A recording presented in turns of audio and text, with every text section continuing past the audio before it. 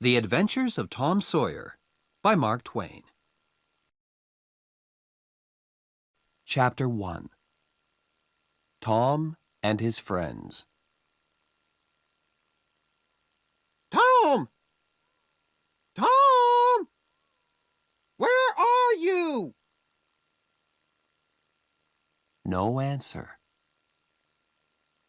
Where is that boy? When I find him, I'm going to... Aunt Polly looked under the bed. Then she opened the door and looked out into the garden. Tom! She heard something behind her. A small boy ran past, but Aunt Polly put out her hand and stopped him. Ah, there you are. And what's that in your pocket? Nothing, Aunt Polly. Nothing? It's an apple. I can see it. Now listen, Tom. Those apples are not for you. And Oh, Aunt Polly! Quick! Look behind you! So Aunt Polly looked, and Tom was out of the house in a second. She laughed quietly. Oh, I never learn. I love that Tom, my dead sister's child. But he isn't an easy boy for an old lady. Well, it's Saturday tomorrow, and there's no school. But it isn't going to be a holiday for Tom. Oh, no. He's going to work tomorrow. Saturday was a beautiful day. It was summer, and the sun was hot, and there were flowers in all the gardens. It was a day for everybody to be happy. Tom came out of his house with a brush and a big pot of white paint in his hand. He looked at the fence. It was 3 meters high and 30 meters long. He put his brush in the paint and painted some of the fence. He did it again. Then he stopped and looked at the fence, put down his brush, and sat down. There were hours of work in front of him, and he was the unhappiest boy in the village. After 10 minutes, Tom had an idea. A wonderful idea. He took up the brush again and began work. He saw his friend, Joe Harper, in the street. But he didn't look at him. Joe had an apple in his hand. He came up to Tom and looked at the fence. "I am sorry, Tom." Tom said nothing. The paintbrush moved up and down. Working for your aunt, said Joe. I'm going down to the river. I'm sorry you can't come with me. Tom put down his brush. You call this work? He said. Painting a fence, said Joe. Of course it's work. Perhaps it is, and perhaps it isn't. But I like it, said Tom. I can go to the river any day. I can't paint a fence very often. Joe watched Tom for about 5 minutes. Tom painted very slowly and carefully. He often stopped, moved back from the fence, and looked at his work with a smile. Joe began to get very interested and said, Tom, can I paint a little? Tom thought for a second. I'm sorry, Joe. You see, my aunt wants me to do it because I'm good at painting. My brother Sid wanted to paint too, but she said no. Oh, please, Tom, just a little. I'm good at painting too. Hey, do you want some of my apple? No, Joe, I can't. Okay, you can have all my apple. Tom gave Joe the brush. He did not smile, but for the first time that day, he was a very happy boy. He sat down and ate Joe's apple.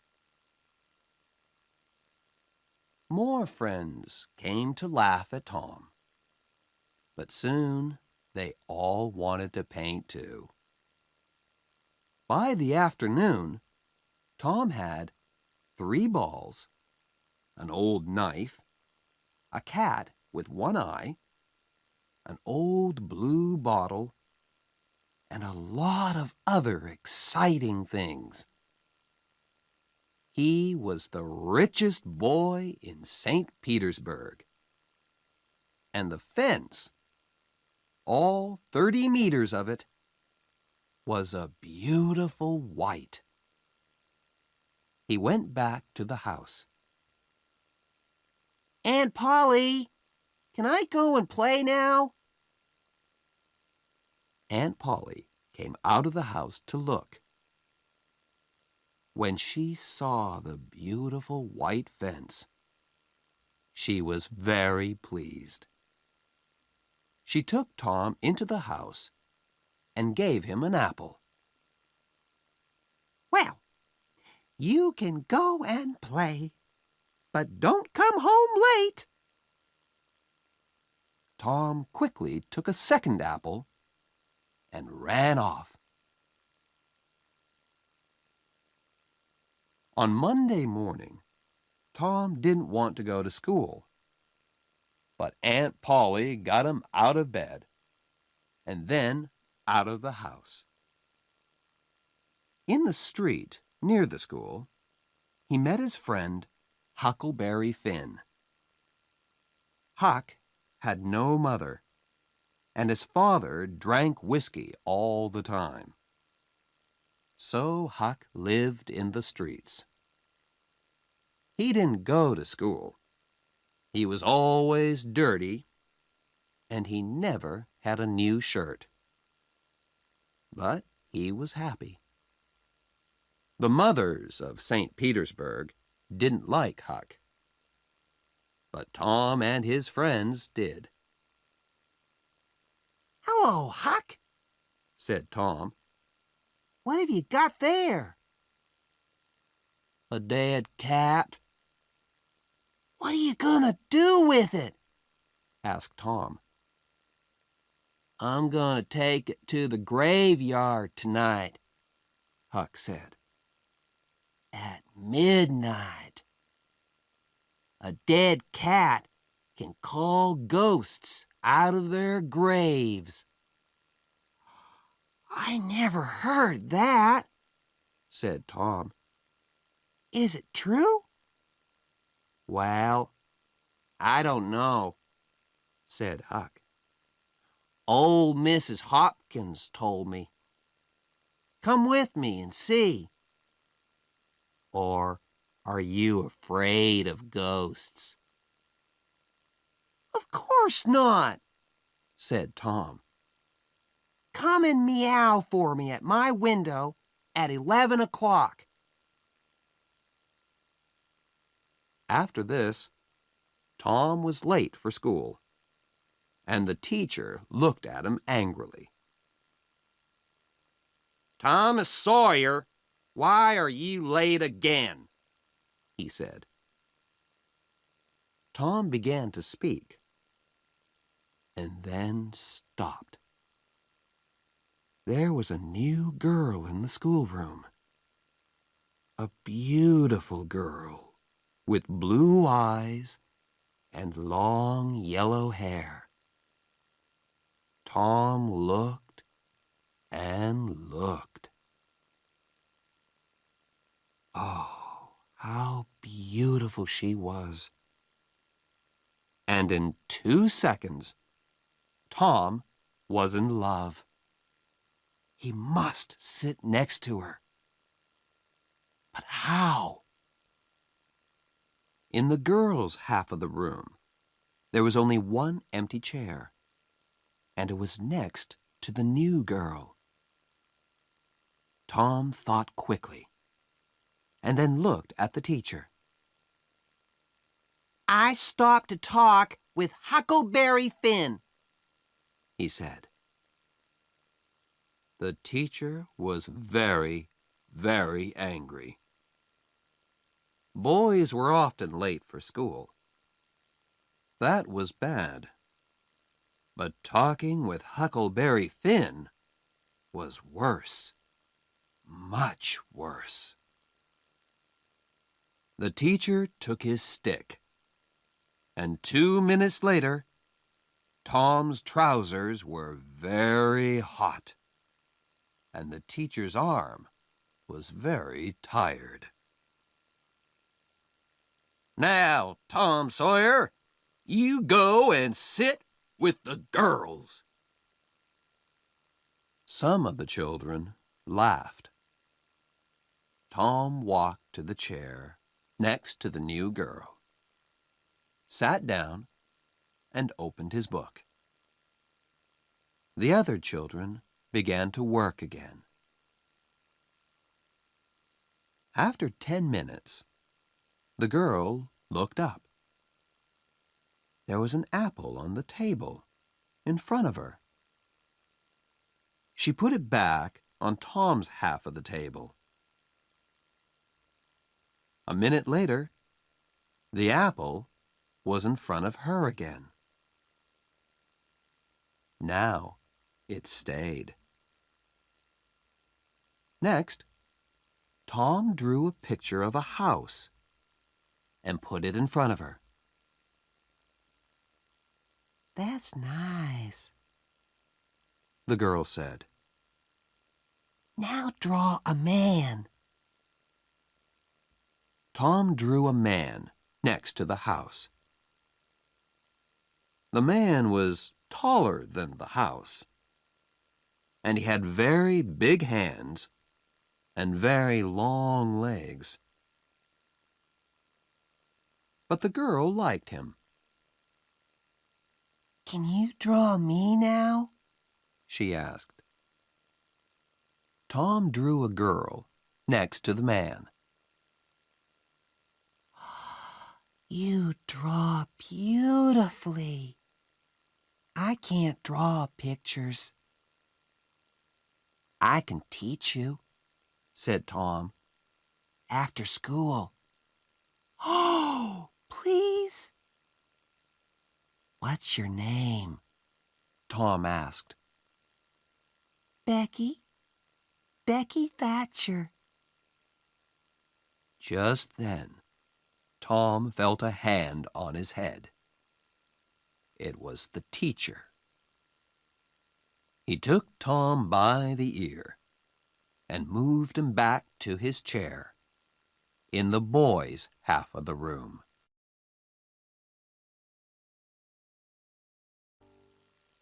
Chapter 2. In the Graveyard. That night, Tom went to bed at 9:30. He waited for Huck's meow, and at 11 o'clock it came. He climbed quietly out of the bedroom window, and then he and Huck walked out of the village with the dead cat. The graveyard was on a hill, about a mile from St. Petersburg. When the boys got there, they put the dead cat on a grave and sat down behind some trees. They watched and waited. It was very dark and very quiet. "Do you see that new grave there?" whispered Huck. "That's Hoss Williams' grave. He died last week." "Perhaps he can hear us," Tom whispered back. "Do you think he can, Huck?" "I don't know, but Shh!" "Oh, Tom, what is it?" "Shh!" whispered Tom. "I can see something. Look!" Huck moved nearer to Tom. "Ghosts," he said. "3 of them. They're coming here, Tom. Oh, let's go home." "They can't see us," Tom whispered. "Not here." "Ghosts can see through trees," said Huck unhappily. "They can see through everything." The ghosts moved quietly through the graveyard and came nearer to the trees. Huck and Tom watched, very afraid. Then, after a minute, Huck said, "Tom, they're not ghosts. That's Muff Potter." "So it is. And that's Injun Joe. And the other man is Dr. Robinson. What are they doing here?" "They're grave robbers, Tom. They're going to rob a grave. My father told me about it. The doctor wants a dead body, you see. He cuts it up because he wants to learn about—" "Shh," said Tom. "They're getting near." The 3 men stopped at Hoss Williams' grave, and Injun Joe and Muff Potter began to dig.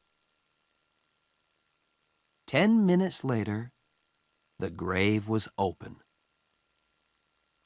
"Now, Doctor," said Muff Potter, "you want us to take the body to your house? That's $5 more." "No," said the doctor. "I gave you the money this morning. I'm not giving you any more." "Now you listen to me, Doctor," said Injun Joe. "I want that money. Do you remember a day 5 years ago? I came to your house and asked for something to eat, and you gave me nothing. Nothing. So give me that money." He took the doctor's arm. But suddenly, the doctor hit him, and Injun Joe fell to the ground. Don't hit my friend! Cried Muff Potter. He jumped on the doctor, and the two men began to fight. It all happened very quickly, and the two boys watched with open mouths. Injun Joe got up.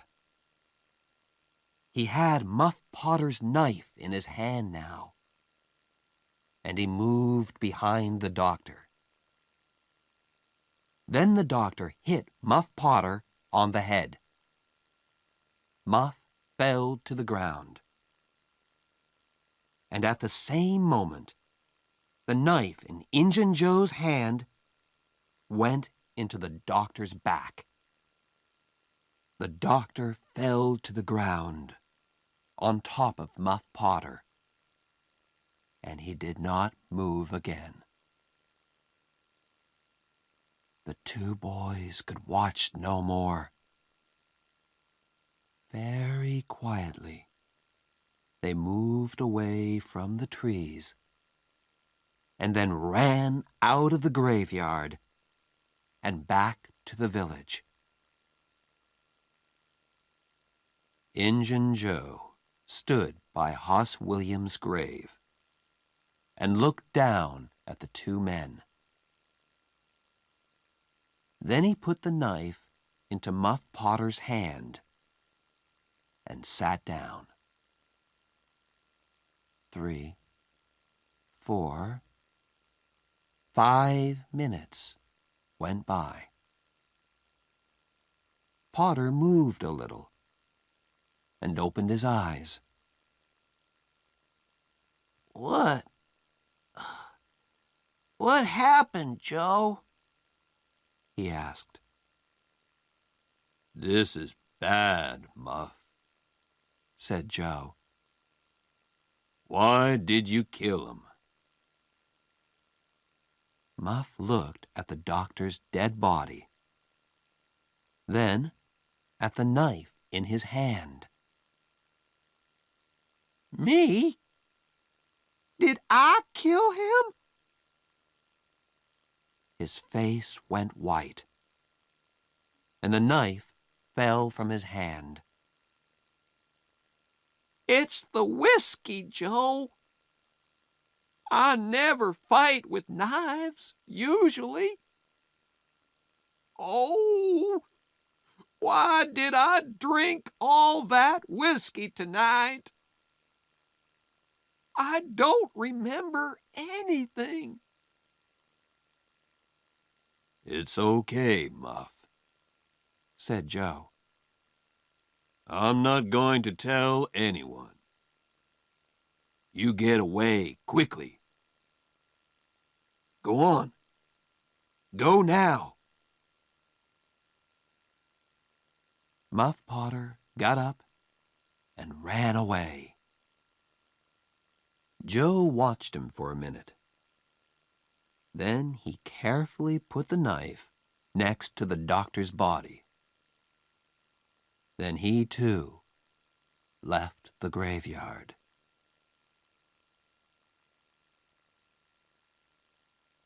The next day, the sheriff's men found the doctor's body in the graveyard, and Muff Potter's knife. That night, Muff came to the graveyard to get his knife. But the sheriff's men were there, and they took Muff to St. Petersburg's little jail. And there Muff sat for 4 weeks and waited for his trial.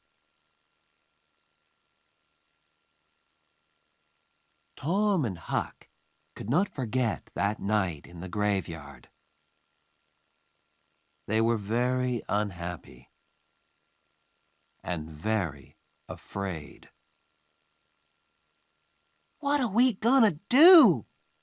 said Tom. Muff Potter didn't kill the doctor. Injun Joe did. We saw him. I know, Huck said. but what can we do? We can't tell anyone. I'm afraid of Injun Joe.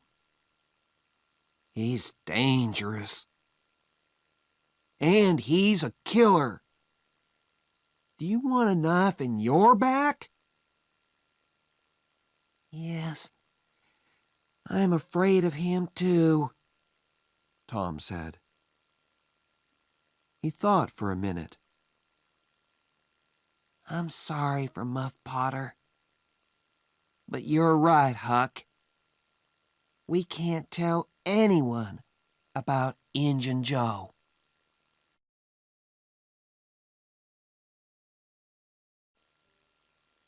Chapter 3. On Jackson's Island. The summer holidays came, and there was no school. Tom didn't want to think about Muff Potter and Injun Joe, but it wasn't easy. At night, when he was in bed, he saw Injun Joe's face in the dark, and he couldn't sleep. But he couldn't talk to anyone about it. One hot summer's day, he and Joe Harper were down by the Mississippi River. They sat and watched the boats, and fished, and talked. Let's get away from here, said Tom suddenly. Let's go and do something exciting somewhere. Okay, said Joe. But what? And where? I know, Tom said. Let's run away. Let's go and live on Jackson's Island. We can sleep out under the trees. Jackson's Island was in the Mississippi, 3 miles south of St. Petersburg. Nobody lived there. Let's ask Huck Finn, too, said Tom. But don't tell your mother or father or anyone. Go home and get some things to eat, and meet me here at midnight. So that night, 3 boys in a small boat went down the river to Jackson's Island. They had some bread and some meat, and Huck had his pipe, too. When they got there, they carried everything onto the island and made a fire under a big old tree. Then they cooked some of the meat over the fire. And oh, that meat was good. The best dinner in the world. Soon, they stopped talking. Their eyes closed, and they slept. The next morning, Tom woke up with the sun on his head and a smile on his face. Then Huck and Joe woke up, and the 3 boys ran down to the river to swim. After that, they fished, and soon they had about 6 big fish for their breakfast. They cooked the fish on their fire and ate them all. They were very hungry. That, said Joe happily, was a wonderful breakfast. After breakfast, they walked through the island. swam some more, talked, fished, and swam again. They came back to their fire in the afternoon. Suddenly, Tom looked up and said, "Listen, can you hear boats?" They listened, and then ran across the island to look down the river. There were 20 or more boats on the water. Every boat in St. Petersburg was out. "What are they doing?" asked Joe. "They're looking for a dead body, I think," said Huck. "They did that last summer, when Bill Turner fell in the river and drowned." "Who's dead, do you think?" asked Joe. The boys watched the boats.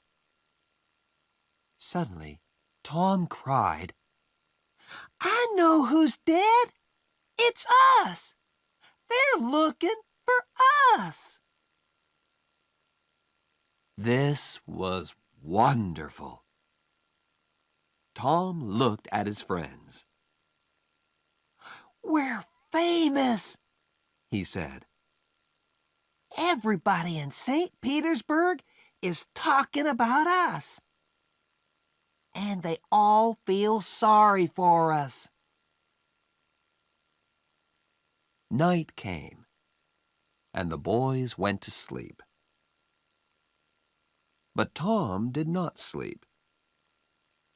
And when morning came, he wasn't there. "Huck, where's Tom?" cried Joe. "I don't know," Huck began. "but look, there he is. He's swimming across to the island now. Hey, Tom!" At breakfast, Tom told his story. "I went home last night," he said, "and listened at the window. Joe, your mother was there too, and she and Aunt Polly cried and cried. I heard some very interesting things. On Sunday, there's going to be a big funeral at the church. For us. And listen, I've got a wonderful idea." Huck and Joe listened and laughed. And yes, it was a wonderful idea. That night, the boys cooked some more fish, and after dinner, Huck got out his pipe and began to smoke. "Can we smoke too?" asked Tom. "I want to learn." So Huck made pipes for Tom and Joe, and the three boys sat and smoked. "Hey, I like smoking," said Tom. "It's easy." "It's nothing," said Joe. "I'm going to smoke every day." But after 10 minutes, Tom and Joe got quieter and quieter, and their faces went an interesting color. "I'm going for a little walk now," said Tom. He stood up carefully and walked away into the trees. "Me too," said Joe, quickly. The two boys came back an hour later, but they didn't smoke their pipes again.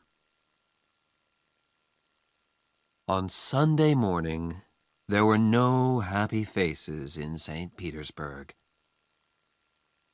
Aunt Polly and Joe's mother and father were in the church, and all the boys' friends. The minister said some very nice things about the three boys. And the boys' families cried and cried. Everybody cried. And little Becky Thatcher did not stop crying for 1 second. There was a small noise at the back of the church.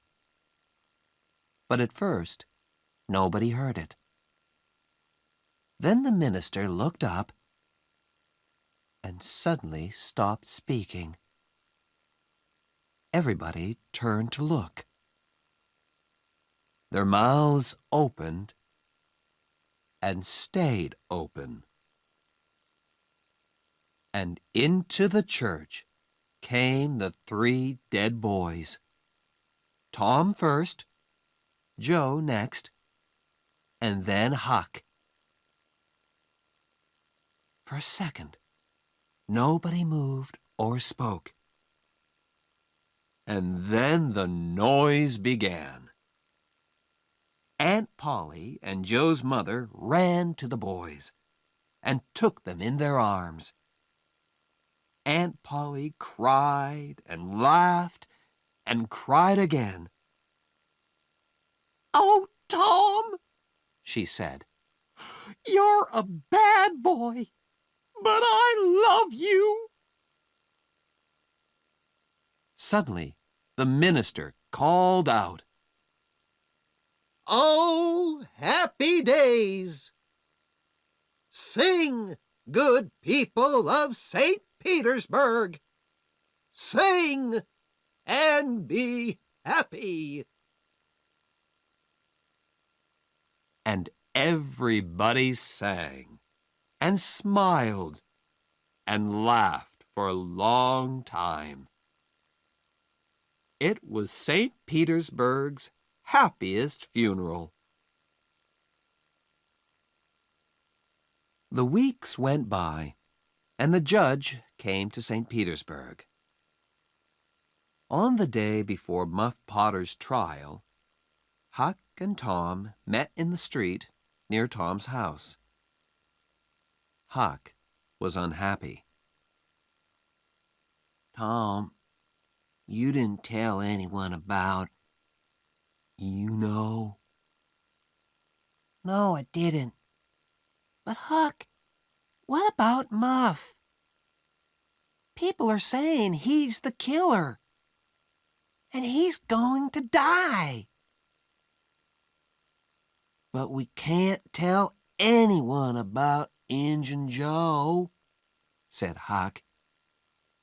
I don't want to die too. Do you? No, Tom didn't want to die. But he couldn't forget Muff Potter's face in the jail. Old, tired, and unhappy. And Injun Joe was a free man. It wasn't right. That night, Tom came home late and very excited. He could not sleep for 2 or 3 hours. The next morning, all the village was at Muff Potter's trial. Injun Joe was there, too. Muff waited, a tired old man with a dirty face. The judge began the trial. Questions, questions, questions. Answers, answers, answers. And the answers were all bad for Muff Potter. Yes, I found the knife in the graveyard, next to Dr. Robinson's body. Yes, that's Muff Potter's knife. He always carries it. Yes, I saw Muff Potter in the village that afternoon. He had the knife with him then. Muff Potter began to look more and more unhappy. Then the judge said, "Call Thomas Sawyer."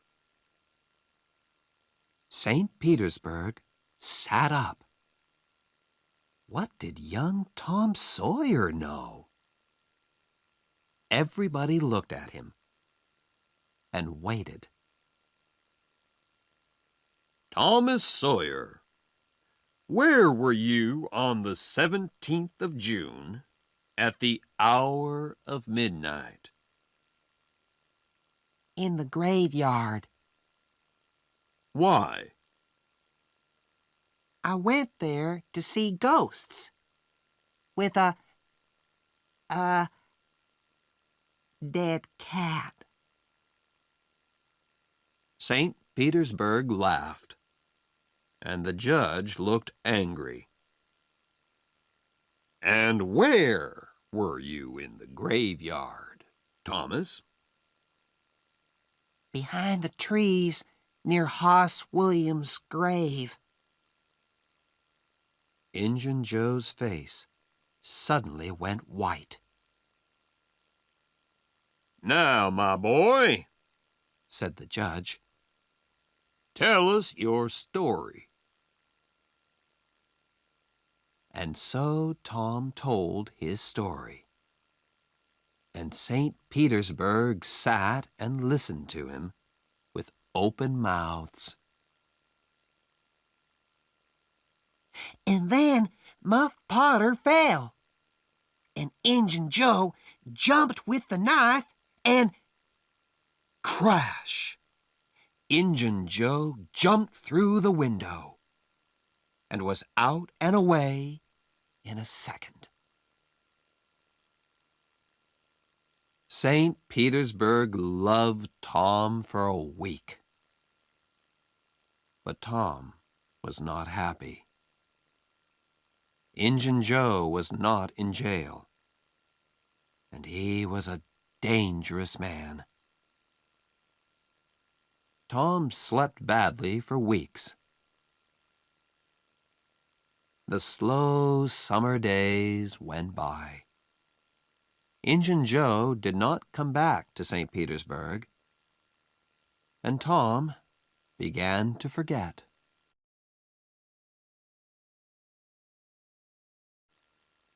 Chapter 4. Treasure. There is a time in every boy's life when he wants to go and dig for treasure. And that time came for Tom. So, one hot summer's day, he went to find Huck. Huck liked the idea of treasure. "Where are we going to dig?" he asked. an old dead tree is best. Who puts the treasure under old trees? Robbers. Said Tom. And then they go away. Or they forget to come back for the treasure. There's a dead tree on Cardiff Hill, said Huck. Let's go there. I've got an old pick and shovel. It was 3 miles to the old tree, and the boys arrived tired and hot. They dug for an hour or two, but they didn't find any treasure. Then they stopped, and Tom looked down at an old house at the foot of the hill. Hey, look, He said. Nobody lives in that old house. Let's go there. Old houses are always good for treasure. Good for ghosts, too, said Huck. They took the pick and shovel with them, went down the hill, and into the old house.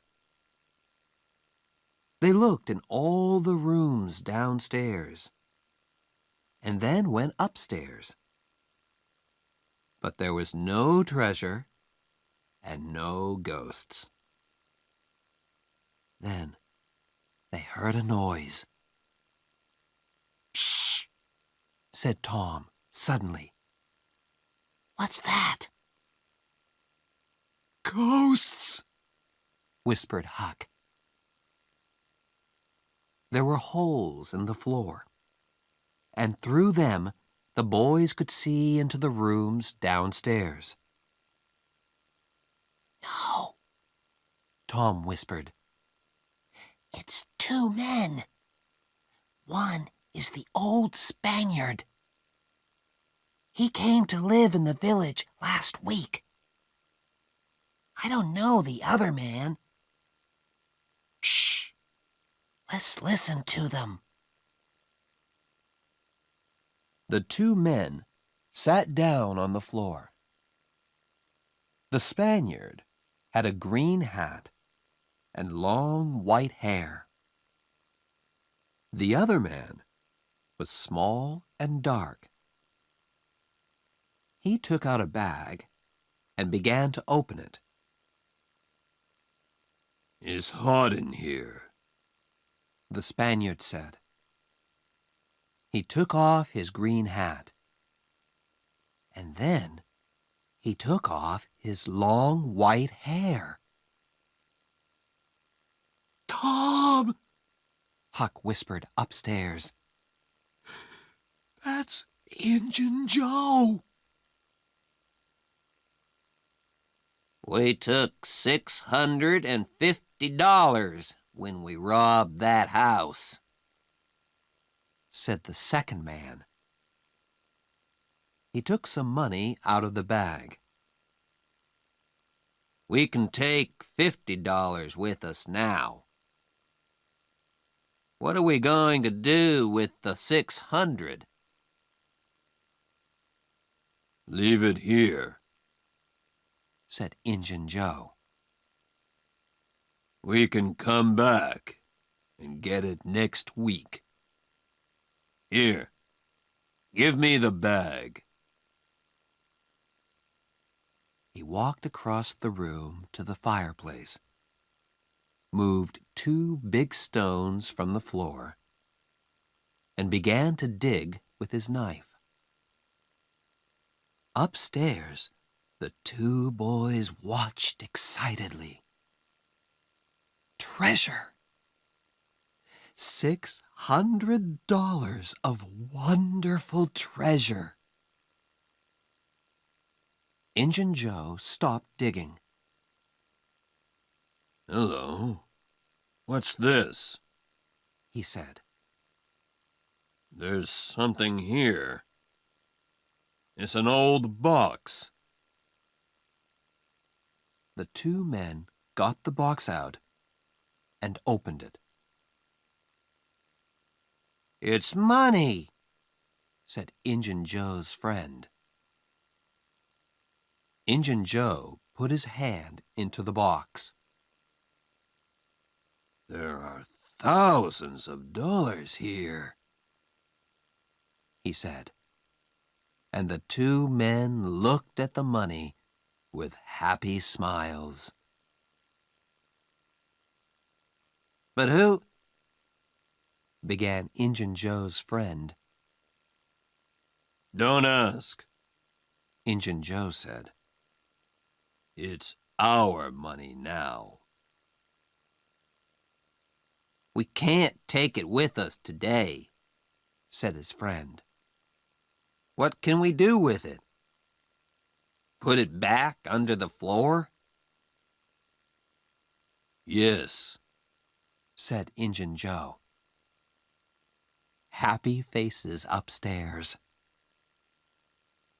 No. Very unhappy faces upstairs. Let's put it under the cross. Nobody goes there. We can take it there tonight. When night came, the two men carried all the money away. The boys did not go after them because they were afraid of Injun Joe. But they wanted very much to find that cross.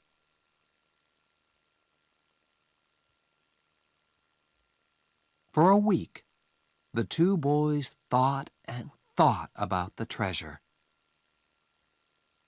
It was under the cross. But where was the cross? In St. Petersburg, the boys watched the Spaniard carefully. But they didn't see a cross, and they didn't find the treasure.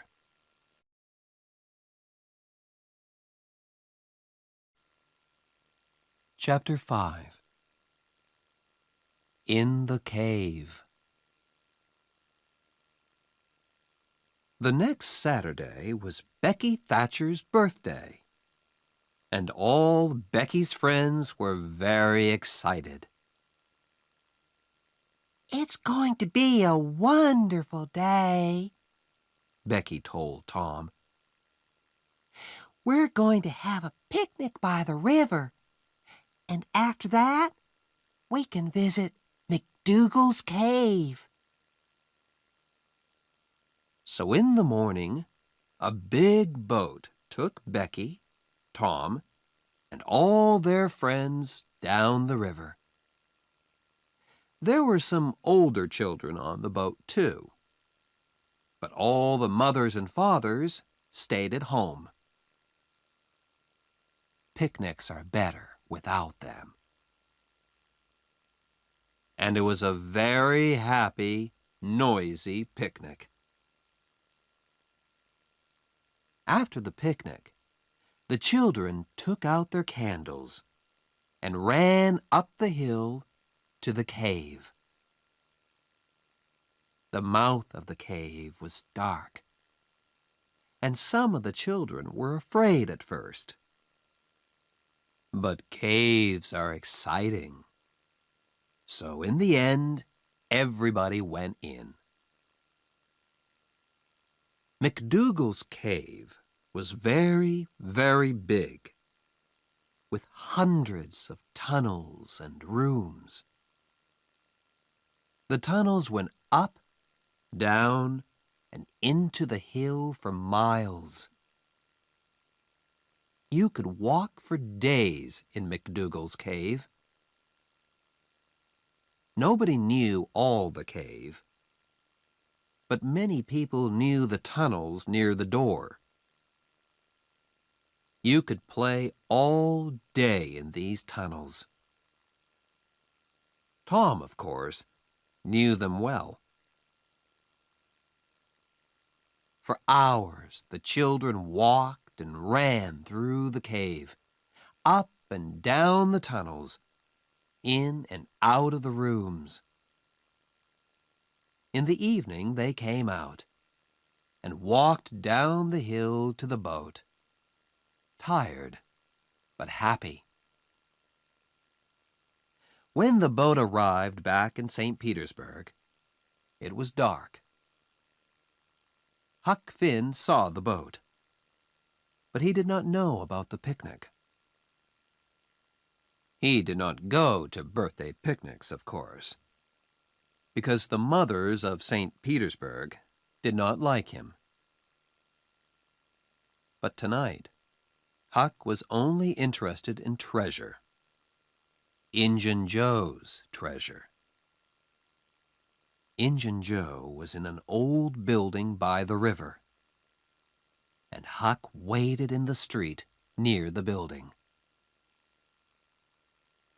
Perhaps, he thought, Injun Joe's cross isn't there, and the box of money. I must wait and watch. I can tell Tom about it tomorrow. But Injun Joe didn't come out. At midnight, it began to rain, and Huck waited all night in the cold street. In the morning, he could not move, and he could not speak. He felt cold, then hot, then cold, then hot again. Mrs. Douglas, a woman from the church, found him in the street. She took him to her home and put him to bed. And there he stayed for 2 weeks. He was very ill, and so he did not hear about Tom and Becky. But on Sunday morning, all St. Petersburg knew about Tom and Becky, because they were not on the boat when he came back to the village. Where were they? Were they lost in the cave? And were they alive or dead?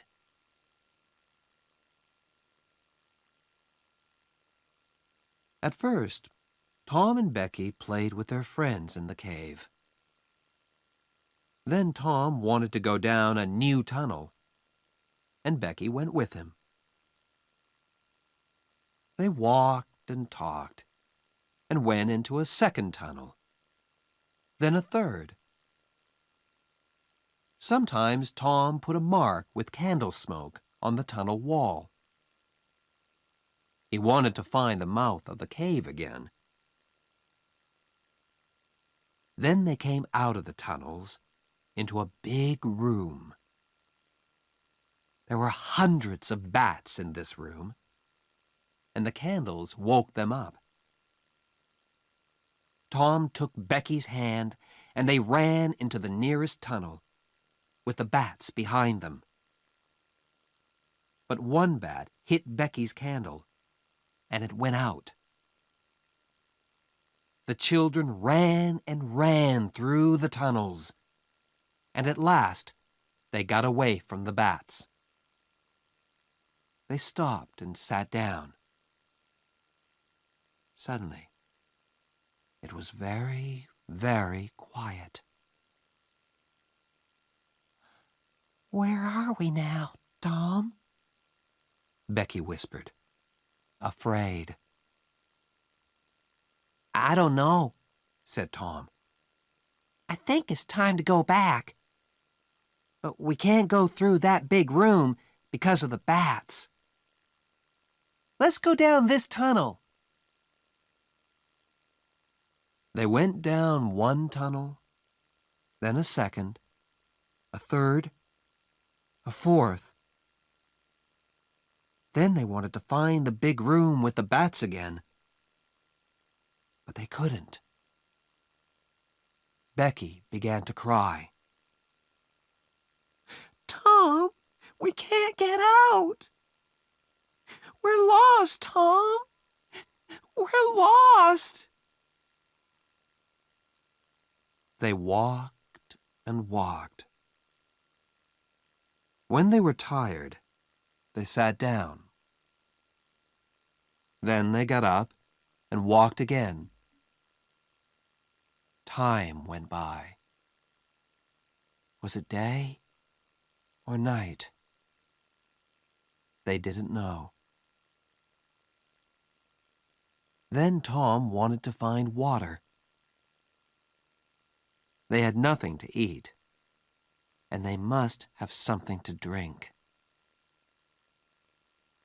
They found a very small river and sat down next to it. "Becky," said Tom, "we must stay here. near this river. This is our last candle, and He did not finish, but Becky understood. Tom? Yes, Becky? Are they going to come and look for us?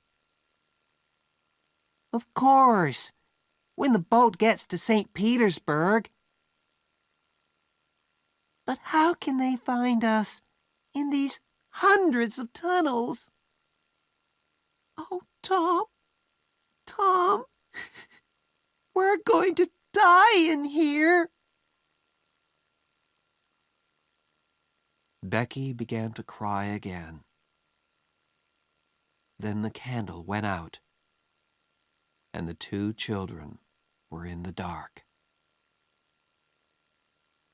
They sat for hours and hours. They slept a little, then woke up, then slept again. Was it Sunday now? Or Monday? Suddenly, Tom sat up. Listen, somebody's calling. The two children listened. They heard it again, a little nearer. They called back. Then they began to walk down the tunnel in the dark, with their hands on the wall. They stopped and listened again. But now they couldn't hear anything. Slowly, they went back to their river. They slept again and woke up very, very hungry. Perhaps it's Tuesday now, Tom thought. What can I do? I must do something. Then he had an idea. Becky, listen. I've got a long string in my pocket. I can go down some of the small tunnels and get back to you with the string. You wait here. Slowly and carefully, Tom went down the first tunnel on his hands and knees. Then the tunnel wall on his right finished, and there was nothing. Tom put out his hand to feel the floor. And just then, away to his right, he saw a hand. A hand with a candle. At once, Tom called out. Help! He cried. The hand moved, and Tom saw an arm and a face. It was Injun Joe. Tom was very afraid, but Injun Joe was afraid too, and he quickly ran away down the tunnel. Tom went back to Becky, but he did not tell her about Injun Joe. Tom waited for an hour, then went into a different tunnel with his string. Then a third tunnel. It was Tuesday evening, and St. Petersburg waited. Many of the villagers were in the cave, and they looked for the children day and night. But they heard nothing, saw nothing, and found nothing. Then, late that evening, there was a sudden noise in the streets. People began to run to the Thatcher's house. They're here! Becky and Tom are here! Most of the village came to listen to Tom's story. It was in the 6th tunnel, He told them. I went to the end of my string, and suddenly I could see daylight. There was a little hole in the cave wall. I put my head out, and there was the river, right under my nose. I went back and got Becky, and we climbed out through the hole. Then we stopped a boat on the river. We were 5 miles from the mouth of the cave.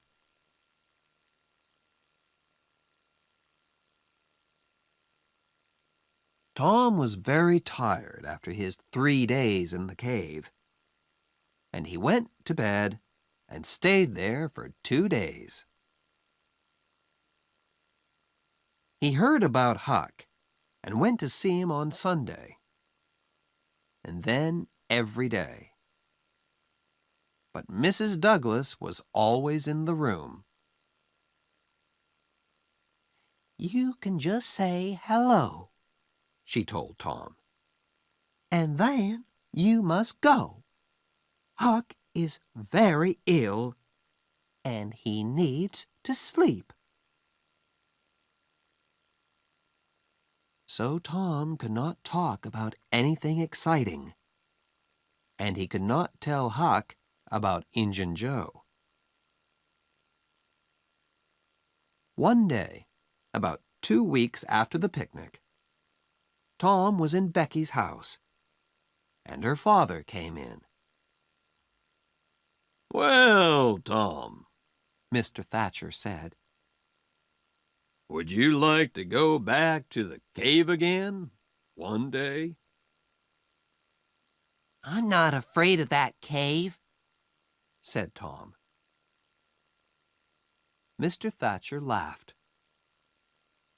There are a lot of people like you, Tom. But nobody's going into that cave again. There are big doors across the cave mouth now, and nobody can open them. Tom's face went white. But Mr. Thatcher, Injun Joe's in that cave. An hour later, 50 men were at the cave, and they opened the doors. Injun Joe was on the ground, dead, his face to the door and his knife in his hand.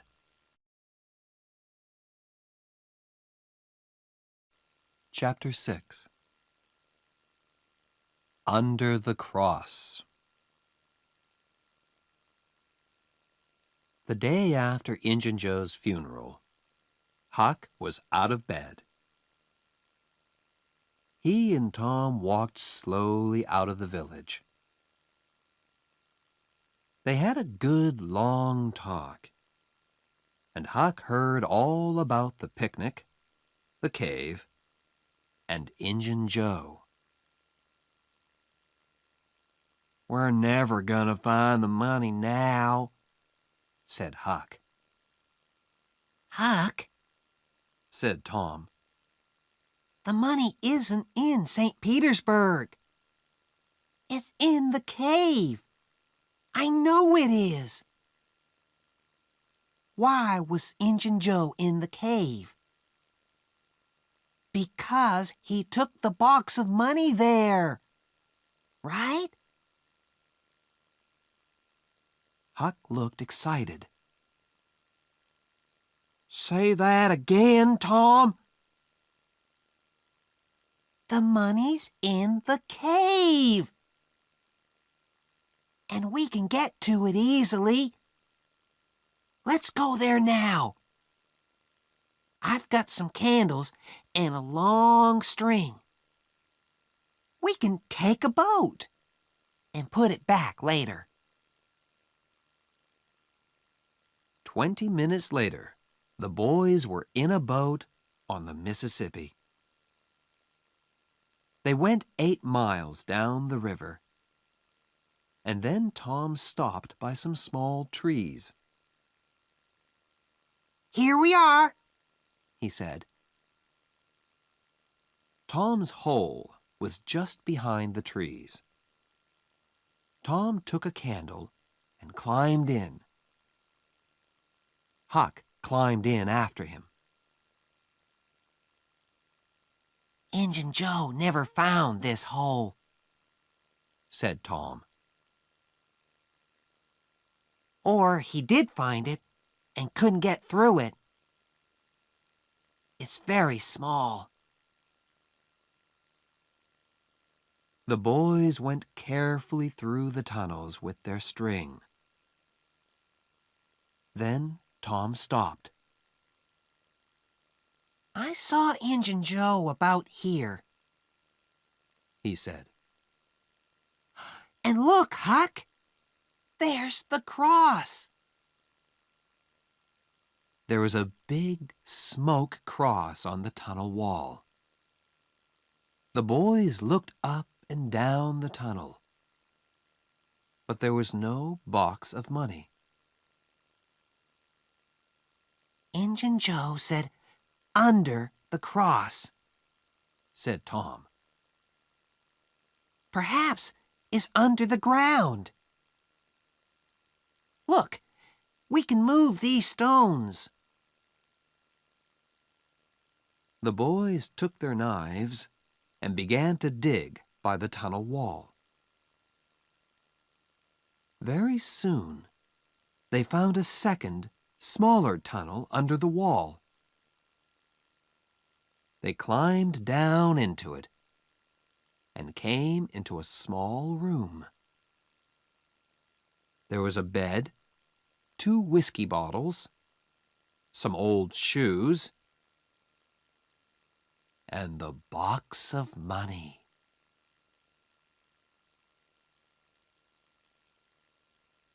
When somebody finds treasure, everybody hears about it very quickly.